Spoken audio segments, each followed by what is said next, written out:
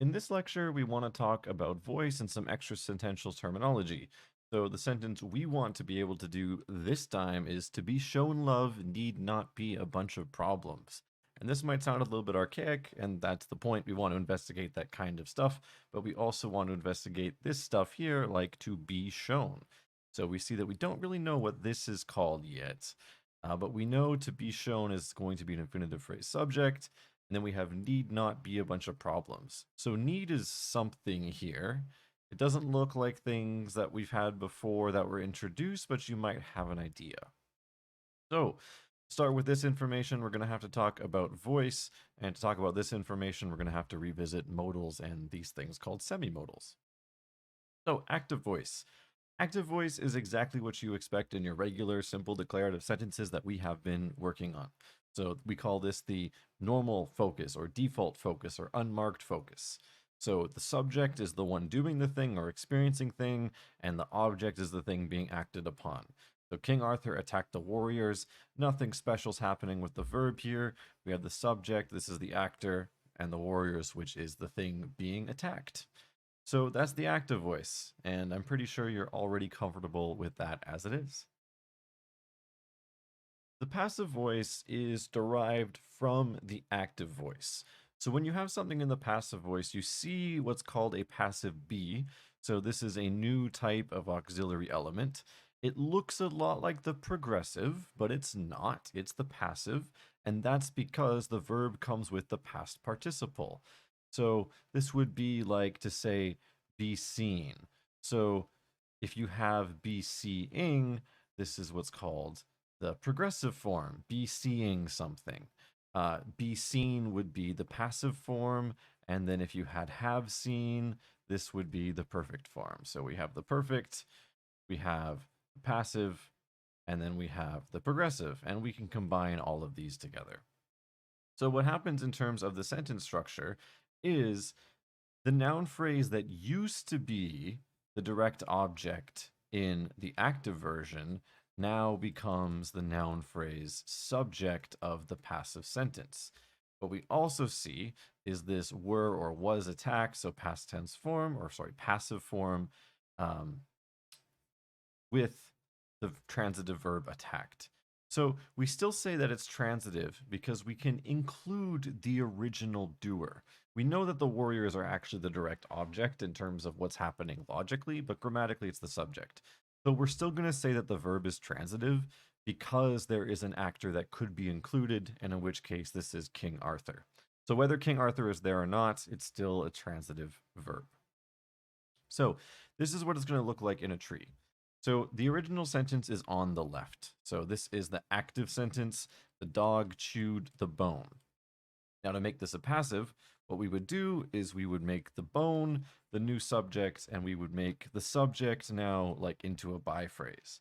So what we're going to get is the bone was chewed by the dog. So we can see the bone is now the subject.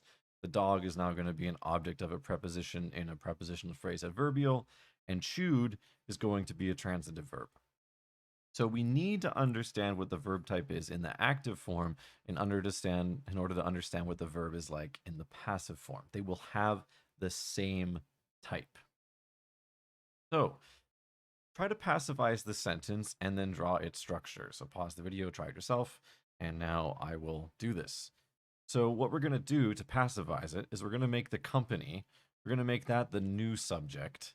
So this will be the company, and we need to insert a passive. So because we have declared, we have the past tense, we're going to use the passive, but we're going to put, say was in this case, the past tense on the passive here. So then we can say was declared. So now this is our VC verb. We can keep the same thing as always, so we can keep going with the rest of the sentence. And if we want to, we can now add the logical subject back in.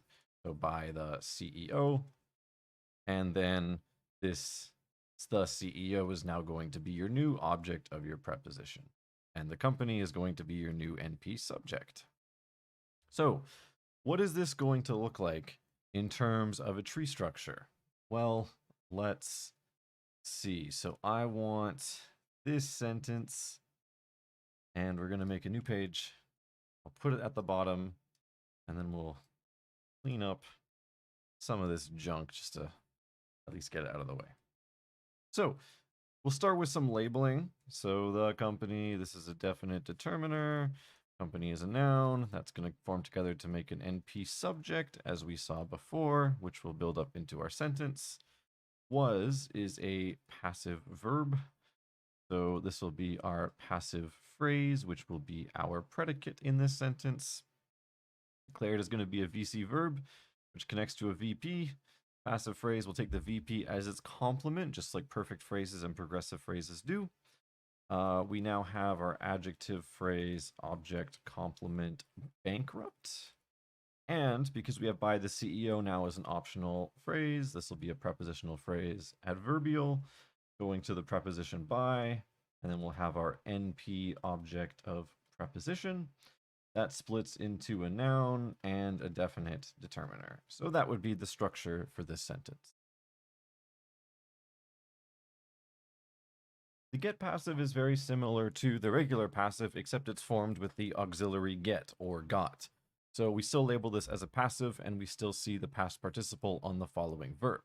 Now, the difference between a regular passive and a get passive is just that the passive just puts a focus on the direct object, but the get passive also puts an implication that the original direct object or the new subject have some responsibility in getting to that state. So when you say the warriors got attacked by King Arthur, there's implication that they were somehow responsible for that attacking.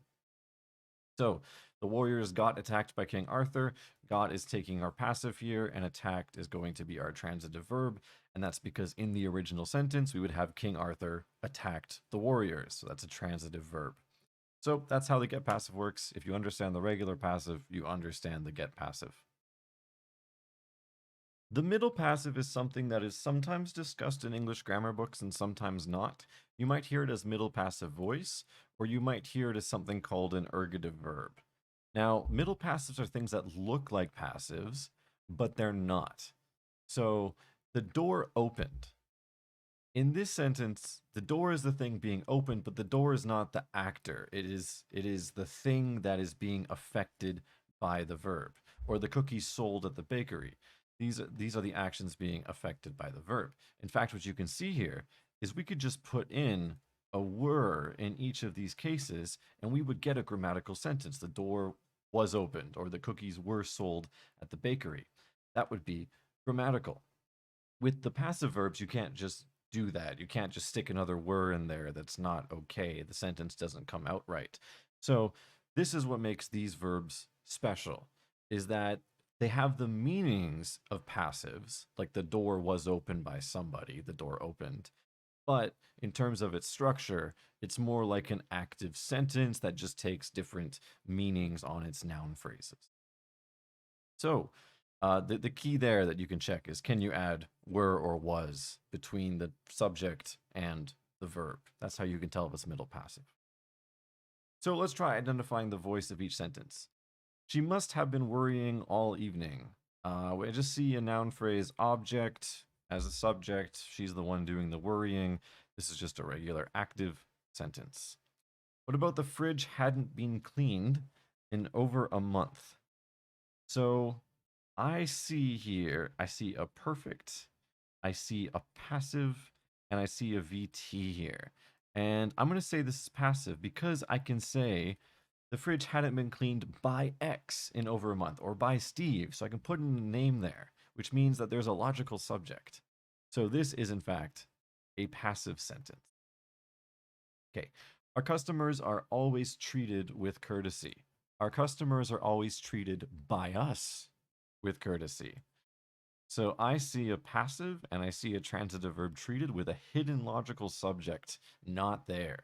So once again, this is another example of a passive sentence. Okay, what about this one? He had been studying for weeks. Well, in this case, we have a perfect. This is a progressive, and then we have an intransitive verb after. So this is just a regular active sentence in this case. Now, what about the rocket launched successfully, contrary to everyone's expectations? Now, what I see here is I can say was. I can say the rocket was launched successfully, or I can say the rocket launched successfully. This means that the person doing the launching isn't actually in the sentence, it's just the thing being launched. So this is where we see an example of that middle passive. We could say the rocket launched, or we could say the rocket was launched by someone successfully. Okay, the last one. Do you have to be late for class next week? Do you have to be late for class next week? I don't see any passives in here at all. I don't see a get passive. Um, I don't see anything that would. You do have to be late for class next week. I don't suggest anything that would make this passive or get passive or middle passive. This is just an active sentence. So hopefully that wasn't too bad. If you have any questions, you can always post them in the comment section of this subsection. There's an interesting bit of ambiguity that comes from the passive. So there's sentences that can have two possible structures, and these are specific types of sentences, like the door is locked. So this is when you have like a be, and then you have an adjective phrase that could also be a verb, because there's another way of interpreting this. So this would be a sentence where we say the door equals locked. That's the interpretation. Or we can have the case of the door is locked. So this is the passive version of it. And then we're saying it's like by X. So it's more so about the fact that the action occurred by someone doing it. So a very simple sentence can have two interpretations that are very, very similar, but a structure that is a little bit different. So be verb and adjective versus passive and just a regular verb. Now that we've looked at passives, we can talk about passive gerund phrases and infinitive phrases because they exist too. So we won't look too in detail with this because this is just a matter of adding something new. But here's another gerund phrase. Being shown movies is a luxury. So in this case, we see a be verb and we see a verb with the past participle on it.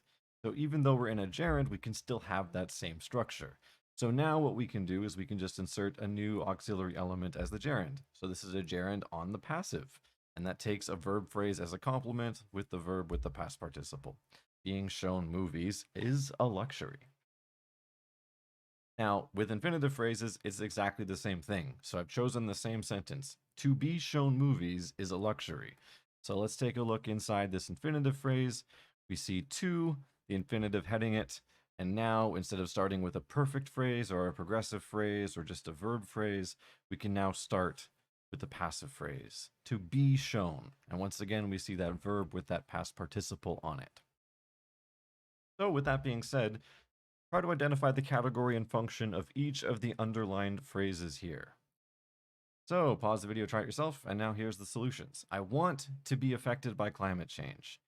So this is to be affected by climate change. This is going to be an infinitive phrase acting as a direct object. Now, what I want to point out here is that we have to be affected. So this is a passive and a transitive verb inside the infinitive phrase. Okay, what about to have perceived the sunlight as moonlight is to be wrong?